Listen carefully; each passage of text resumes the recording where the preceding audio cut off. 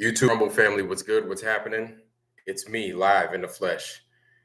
How you guys read me? You guys got me? Good? Thumbs up, thumbs down. You guys got me? Good? Bad? What's going on? Talk to me. We're here live, True Earth Tuesday, where it happens, when it happens, every Tuesday. What's happening? It's discussing the true earth and other things relevant to truth, lies, BS, and all that. So we're live right now. We weren't live before. This is strange. Anyway, welcome, welcome, welcome. True Earth Tuesday. We're live. We're in the house. We're doing it. We're making it happen. Welcome, everybody. Welcome. So let's see. As usual, can you hear me?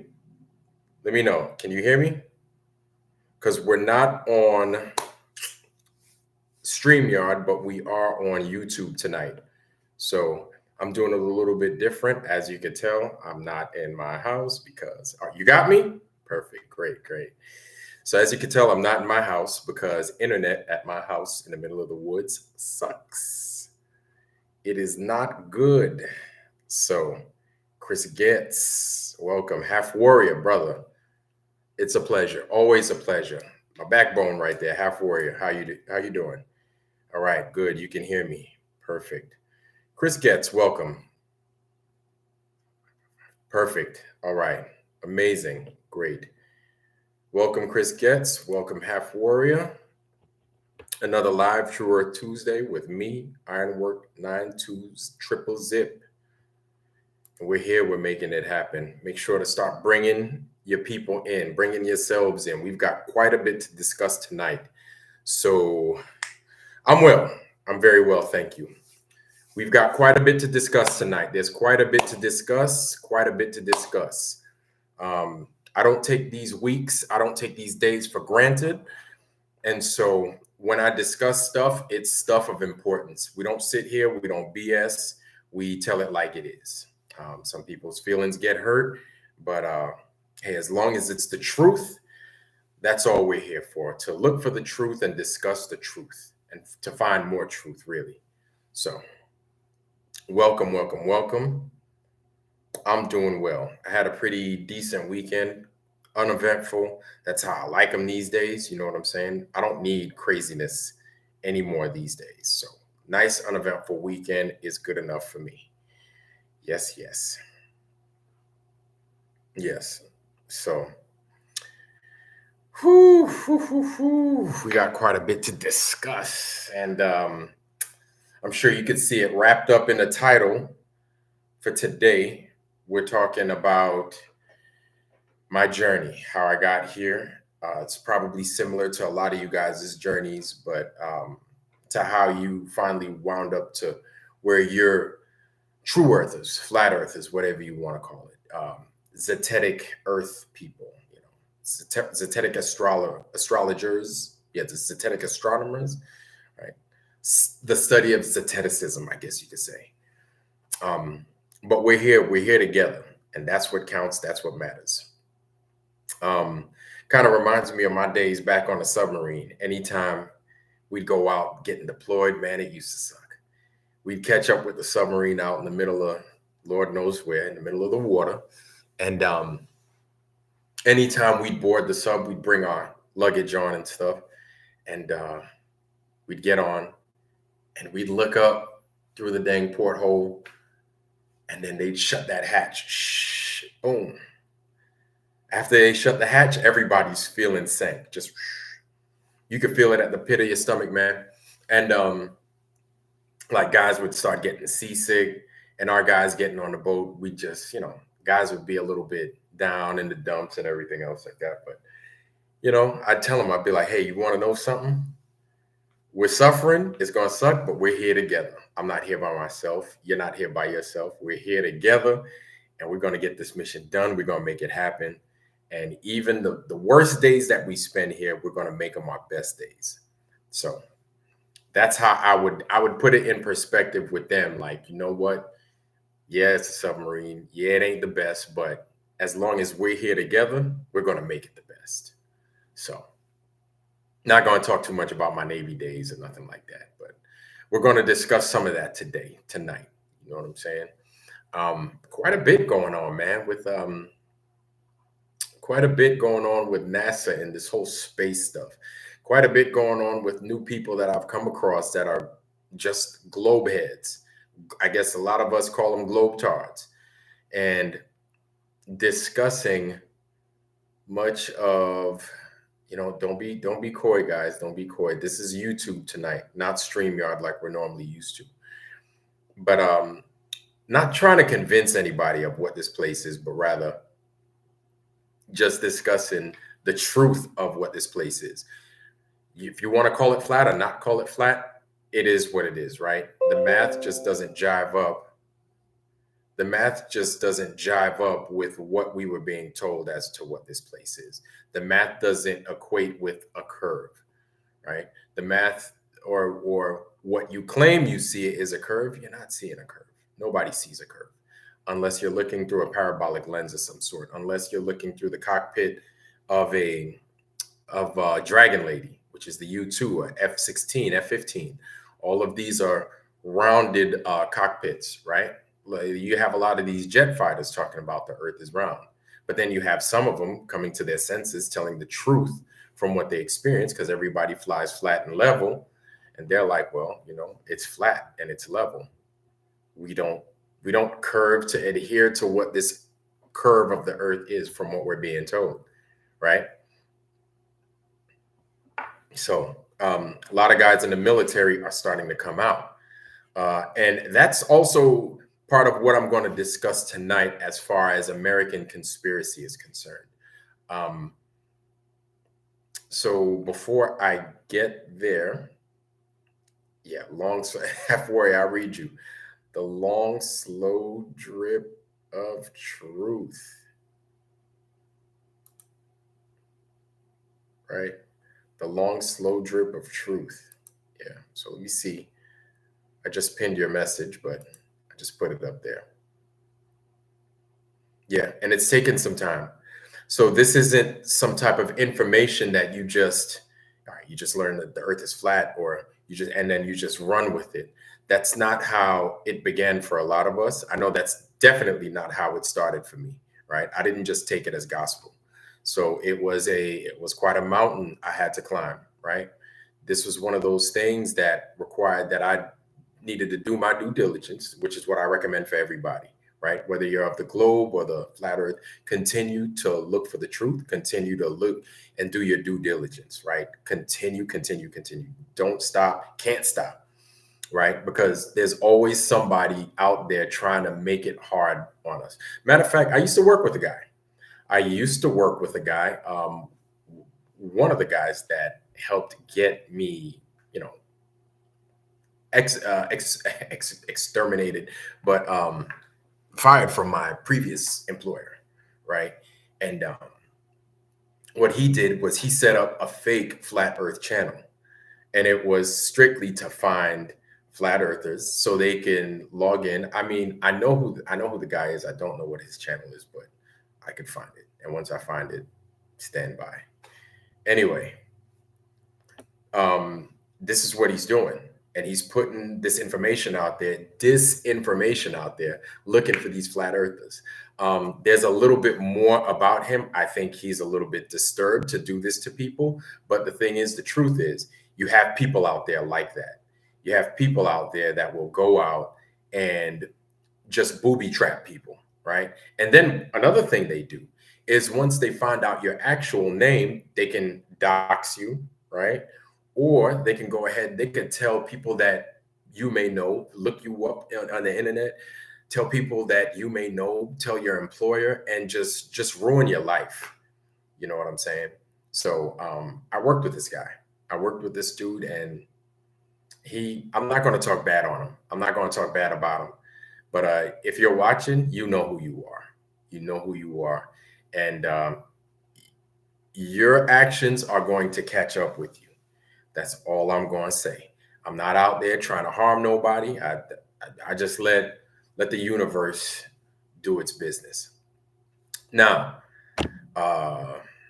let me get to my testimony for the most part. So As you guys know, I'm a New Yorker, born and raised in the 70s into the 80s, spent much of my youth as an 80s kid, right? Enjoyed it, loved it, everything. Now, the 80s was quite a time. I think everybody is an 80s kid in this chat room, right? Everybody must be an 80s kid. At least that's the assumption right now, right? So we experienced it. We experienced a little bit of the 90s. And during that time, it was full of time reading and watching a little bit of TV, but most of it was reading. A lot of my research was done going through encyclopedias. And me as a kid, right, doing small little projects and stuff like that, I didn't have the privy of jumping to the internet or anything like that. So a lot of time reading encyclopedias and reading the same Encyclopedia Britannica 1978 edition over and over and over again. So as I'm reading these things, one of my biggest go-tos was the Book of Myths, right? So it discussed all the myths, the Greek myths, the Japanese myths. Do you think, Chris gets Greek, Japanese, Norse, Egyptian, African, Native, American, right? Like Paul Bunyan and stuff like that, Uncle Sam. But all these different myths, and it was part of an encyclopedia set, and I devoured the hell out of that thing. I got such an I acquired such a taste and a hunger for mythology that it took me to like reading the hell out of Greek myths, reading the hell out of the Norse myths, right? Because those were the most prevalent when I was a kid, the Greek and the Norse myths. So I read the hell out of those. And then obviously, kind of like with music, if you're really interested in one genre, and then you see how much your interest takes you from one to another to another to another, right? Books did it's had its same effect on me. So I read everything myths concerning the myths, right? I started reading Tolkien early, and then the myths turned into reading fantasy novels, right? Novels from Tolkien and Terry Brooks and E.R.R. Edison. If you don't know who he is, read The Worm Our Burrows, right? One of the best fantasy books out there. C.S. Lewis, you name it, right? So reading fantasy, reading this, reading that. And fantasy ultimately took me to the paranormal. The paranormal, reading books from, if you don't know him, look him up, Richard Cavendish. Sir Richard Cavendish, British dude, used to write some awesome bang up books. One of his best books is an encyclopedic set called the Paranormal and the Unknown, I think it is, right? It's like an encyclopedia set of paranormal stuff. It's just phenomenal. During that time, I read Dan Aykroyd's dad. He wrote a book, right? I read much of that as a kid. So a lot of these books, a lot of these different texts took me to a place to where it allowed me to open up my eyes to what could be, what may have been at some time that we're never going to know, right? But what could be, the possibilities of what could be. Then, of course, that took me down the conspiracy theory rabbit hole of you name it. What's his name? Everybody's read the Conspiracy Theory Bible. Behold the Pale Horse by William Cooper, Bill Cooper, right? The conspiracy theory as to how he died, right? And me as a kid, like I knew of the conspiracies of one of the ones that we started to learn about was the Iran Contra scandal, right? That was big when I was a kid. So there was conspiracy behind that. Of course, the most prominent ones, the JFK conspiracy, right? Martin Luther King getting killed, Medgar Evers, Malcolm X, you name them. All these guys had conspiracies as to how they died. And of course, JFK, Abe Lincoln, and everything else like that. Now, that took me into high school. And as a high school kid, the JFK assassination was a big one. And even in high school, it was like conspiracy theories were hot, right? That matter of fact, that movie Conspiracy Theory came out.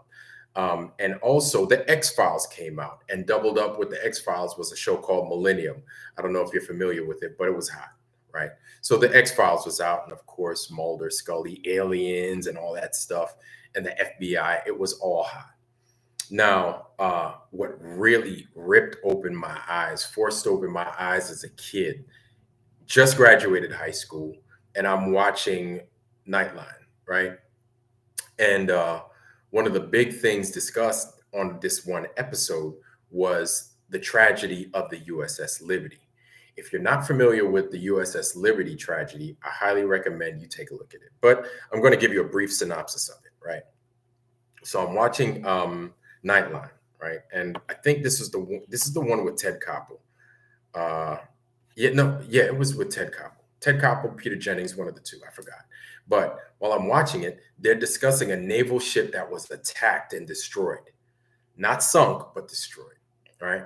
And while I'm looking at it, I'm like, wow, what? I'm thinking to myself, wow, we were attacked. What's going on, right? I think this was before. Yeah, actually, this was before the attack in Bora Bora, right, on the U.S. Embassy, I think it was. So I'm listening to it, watching it, and then they said this took place in the 60s. So the exact date was June 8th, 1967, right? And this was during the Israeli Egyptian conflict, the 6 Day War. During that time, there was a ship, right? Check it out. This is totally interesting. There was a ship that was out there. It was the USS Liberty, and it was a signals intelligence ship that was outfitted with some of the highest tech in communications, receptions, and transmission from the NSA. Now, on the ship, you had sailors, Marines, as well as civilians. That day, they were attacked for hours by the Israelis. The Israelis claimed that the ship was an Egyptian boat, right? That it was mistaken as an Egyptian boat. Now, this ship was like 5 times the size of any Egyptian attack boat that they had, but it was like basically a floating antenna. It was a floating porcupine, right? Had nothing but antenna all over the place. And so that day, 34 sailors, Marines, as well as civilians paid the ultimate price. They died. 172 all in all were injured.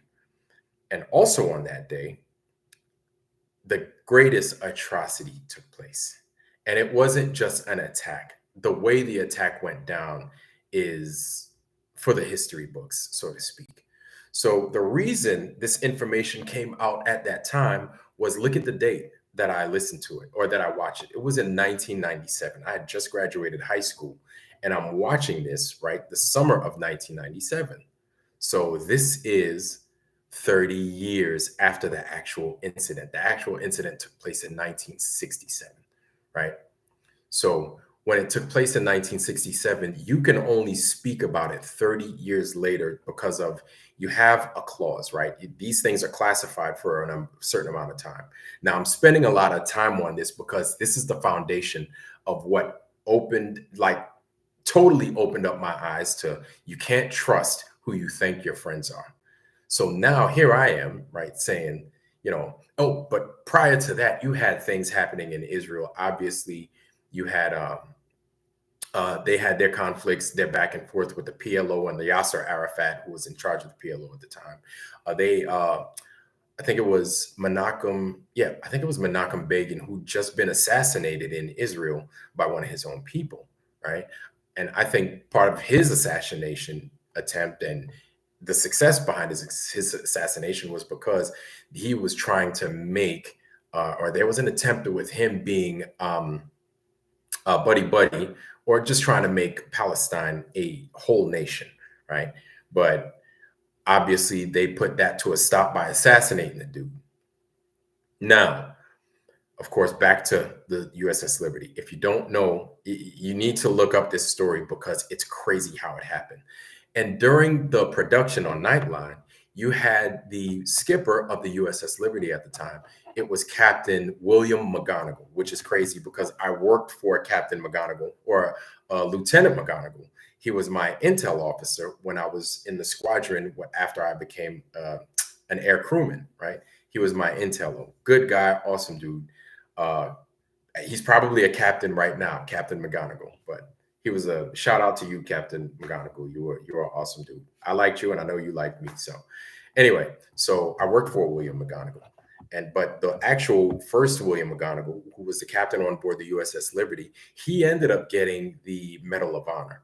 Now, if you don't know anything about the Medal of Honor, that is the highest award that any enlisted uh, or commissioned service member can get, right? And it's a citation from America and the president that you get this and you get all kinds of benefits after getting the Medal of Honor. But he got the highest award in the nation. So after he got this, he was told, you can't talk about it. You can't talk about it except for on this date, obviously, right? Because it's classified. So he spoke about his time on the ship at that particular time. And he didn't just speak about it, but it was a reunion that was given to the survivors of the USS Liberty. Why is this important? Because that reunion felt more like a funeral than it did anything else. And if you're an American, if you're a service member, especially if you're in the Navy, this is one of the biggest and most horrific catastrophes, actual incidents in US history, not even just naval history, just US history, period. But the players involved, because of the players involved, they've downplayed it to it was an accident, right? They've downplayed it as just being an accident. Now, some of you might be asking if the people that were involved, if their families were reimbursed, if those that survived, if they were reimbursed. They were, or rather, if they were, I guess you could say repatriated, if they got reparations, they did. They got some kind of reparation to the tune of like $8 million, like Israel gave to these families. But the thing is that Israel and the Israeli government called for that ship to be attacked. Now, why is this so bad, right? Not only did this force open my eyes, but this had awakened me early in my life. I wasn't ready, right? I wasn't ready. Here I am, 18 years old. I wasn't ready for this kind of information, but I took it on board and I was like, damn, like it affected me profoundly, even though that had happened 30 years prior. I wasn't even alive when this happened, but it affected me in some kind of way, right? And I wouldn't say that that was one of the inspirations as to why I joined, but I ended up joining like 2 years later and enlisted in the Navy. Now, I enlisted in the Navy. Um, I just come from. I'm stationed right now in La Maddalena, Italy. As I'm stationed in Italy, uh, we pull into Gaeta, Italy. Nano, how's everything, brother? Glad that you're here. Good to have you, brother. Good to have you. So we pull into La Maddalena, Italy. As soon as we pull in, um, we get a message. Now, I drag my feet to get off the ship. Everybody else, they start seeing anchor detail. Everybody gets off the ship. They grab their trash. They leave, right? Liberty call, Liberty call. They get off. Now I'm watching the TV and you see one tower smoking, another one gets hit. And I'm standing there and I thought I was watching Die Hard. Super long story short, I think I'm watching Die Hard. It turns out that America's actually under attack, but it's like happening. We're getting news reports, this and that. And then the towers come crumbling down. I couldn't believe it because this here is my home, right? I'm a Brooklynite from Brooklyn, New York. And to see the towers come down like that, like I thought it was a movie. I still am thinking at this time, this is a movie, right? And then finally we get the word, hey, start seeing anchor, try to recall as many people as you can. We're going back out into the water. We're going to cut some circles. So the skipper makes the call. We start seeing anchor detail. And as soon as we do get back out to sea, we're missing like a quarter of the ship. It's something crazy. We're missing a lot of people, right? A ship that usually holds like 1,500 people, we're missing a lot of folks. And so we're out to sea. Here I am in shock because I don't know what's going on with my parents. At the time, they're working downtown Brooklyn, and I don't know what's going on. So I try to make a call. Yeah, we have cell phones at the time, right? But they're not the nifty smartphones that you're used to these days. They didn't even have cameras on them, really. So I went ahead, tried to call. You couldn't get through to New York. You really couldn't get through to the United States. At the time, my fiance tried to call her. You couldn't get through. America was locked down. Anyway, 9/11 happened. Now here I am, scared out my wits. I don't know what's going on. I don't know what's going on with my family. But the thing is, I'm in the military. Somebody did this thing that happened at the Twin Towers at the Pentagon in Pennsylvania, right? Something happened. So, my God, scared out of my wits. We go out. We're told that, oh, it was Osama bin Laden, this, that, the third. Fast forward a few days. This is nice and fresh. The French turn up and they're like, yo, we think the French is like, yo, something ain't right. Something don't smell right here. We don't know if it's these people that you claim they are. It doesn't look right how these buildings came down. And it's the French that were the first to say it. Now, everybody's jumping on the French's case, talking about, oh, how dare you say this about, the towers coming down. Terrorists did it. You're the terrorist now that you don't agree with us, blah, blah, blah, this, that, the third. So the French is like, hey, we're just calling it like we see it. We've seen false flags before. We're just saying something don't smell right. So obviously everybody's jumping on the French's case saying that they can't stand them. Truth shall set you free. What's going on, brother? It's good to see you. So as everything progresses, we're in the middle of a war with the Middle East. During that time, after we're being told that the Middle Eastern countries, and a lot of the Caucasian nation, Afghanistan, is what caused 9/11. We're now in the middle of a war. We're in the middle of a conflict in Afghanistan. Now we're looking for Saddam Hussein in Iraq. Everything is just going crazy, off to crap, right? A little bit during that time, you have Israel stoking the flames. Israel telling us, hey, you want to know something? You've got the same nations that we have problems with terrorism with: Libya, Syria,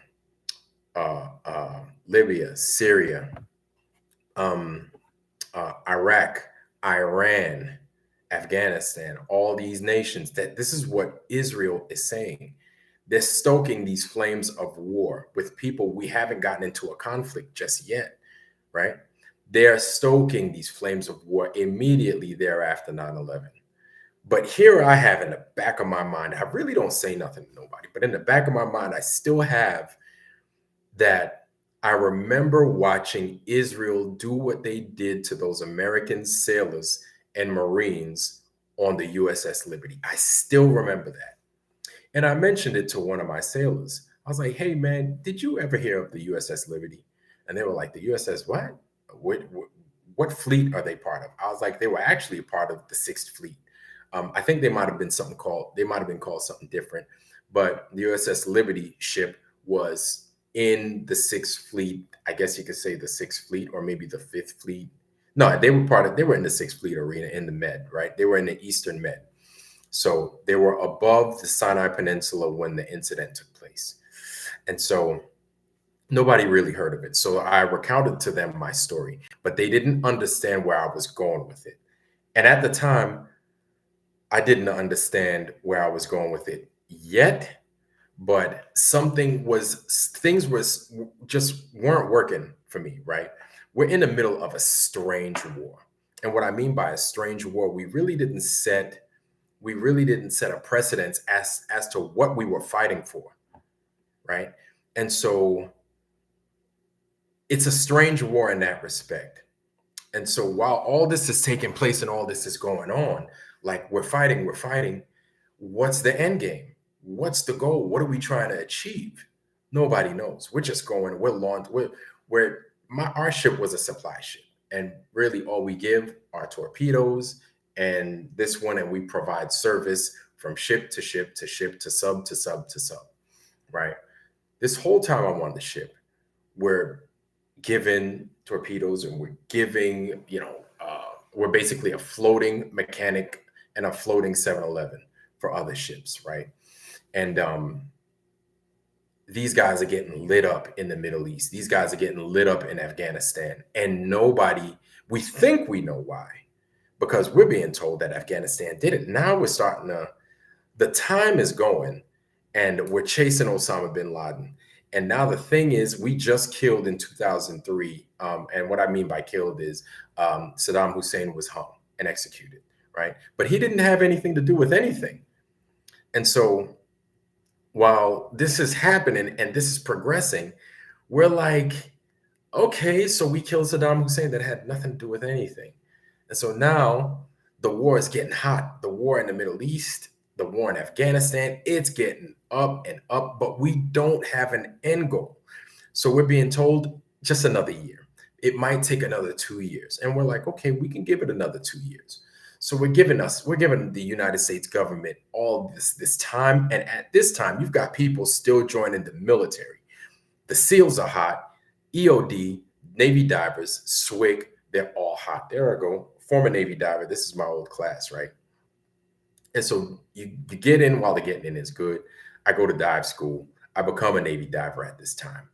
And so I'm out there. And now my attachment to subs is even greater because I dive on submarines at this time. And we supply and we give the submarines work. You know what I'm saying? And so the time goes on, but there's no end in sight, despite what the government tells us. So people are still enlisting in the United States Navy. And what I mean by people, I'm talking about you're American, right? Americans are still enlisting, and it's like clockwork to where you're not concerned about numbers because the numbers are good. The getting in is good while you're in the US, right? Bonuses are coming, joining is hot, being, playing the video games, the Call of Duties, the Medal of Honor was hot, right? Playing the old games and all that stuff. So it's, even though this is happening, at that time, I lost a lot of my friends. I lost a lot of my friends to the war, right? Guys that I went to high school with, they ended up dying downrange. They ended up dying in Iraq. Guys that I went to school with, they ended up dying in Iraq and Afghanistan, right? A lot of these dudes ended up paying the ultimate price. And so here I am sitting like, golly, man, all these people losing their lives at war with a country. Why are we fighting these people? What's going on? But there's still fighting going on. So the years go on. The war of terror is still going on. And then now Americans, we're starting to become a little bit battle weary. Truth shall set you free. I'm going to go ahead. I'm going to pin that right there. Truth looks like, okay. Truth shall set you free. Looks like you were in the war as well. Well, I'm glad that you're back and thank you for your service. All right. Yeah. Okay. And your brother was in the Marines, and thank him. Tell him I said thank him for his service. My brother was also in the Marines, and he was downrange in Afghanistan too. And so, like, the time is going, and the war is still getting hot. People are still losing their lives, right? But we're starting to put bases in Iraq. We're starting to put bases in Afghanistan. Now, I'm saying all that just to build for you a picture as to why I am where I am today and why I see things through the lens that I see them through, right? And so after all this war and all what we're being told who our enemy is, right? And we readily jump at the command of the US government. We readily jump to, hey, that's the enemy, let's go after them. They did that to our towers. But now you have movies like Loose Change. You have guys like Jesse Ventura that's starting to come onto the beat, and they're starting to beat into our heads. Hey, it didn't go down the way you think it went down.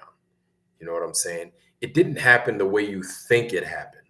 And so I'm listening to this, and instead of saying that these guys aren't patriotic, and then you had guys like the real fat tubby dude. I'm not trying to make fun of him because he's big and fat.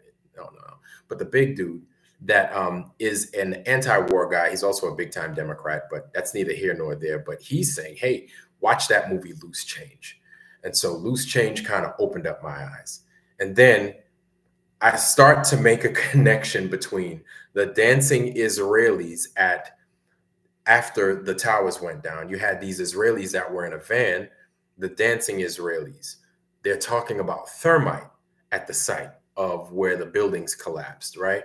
They're talking about bridges, the Brooklyn Bridge or the GWB, the George Washington Bridge, that had dynamite or they had explosives that were found at those sites, right? So there was a lot that was about to go down than we were privy to at that time. And then later on, this is information that starts to come out. So I'm seeing this, I'm seeing all this, but in the back of the workshop of my mind, all of this is starting to come together. It's starting to bond. So I'm listening to this. I'm putting all these things together. Everything starts happening, and my time in the military continues. I don't leave. Instead, I stay in. Why do I stay in? Because, like, I love my job. I'm not going to lie to you. Being in the military is not easy. Being in the military hard, and with a family is even harder, right? And so I have to leave my family to get deployed. But I almost feel like Odin, right? And what I mean by that is, like, I feel like I gave something up for knowledge, information, and wisdom, right? What I mean by that is Odin gave his eyeball up. Ultimately, my family was the ultimate price that I paid. But the amount of knowledge that I gained, the amount of structure that I gained, right? The friends that I gained out of that. I mean, family is family. You can't replace family. And I loved my family that I had, but they're no longer with me because I lost them because of my choices, staying in the military, right? And ultimately I paid that ultimate price by losing my family. But the knowledge and the information, the things that I know, the things that I saw, the people that I've met along the way, you can't replace that either. You can't, right?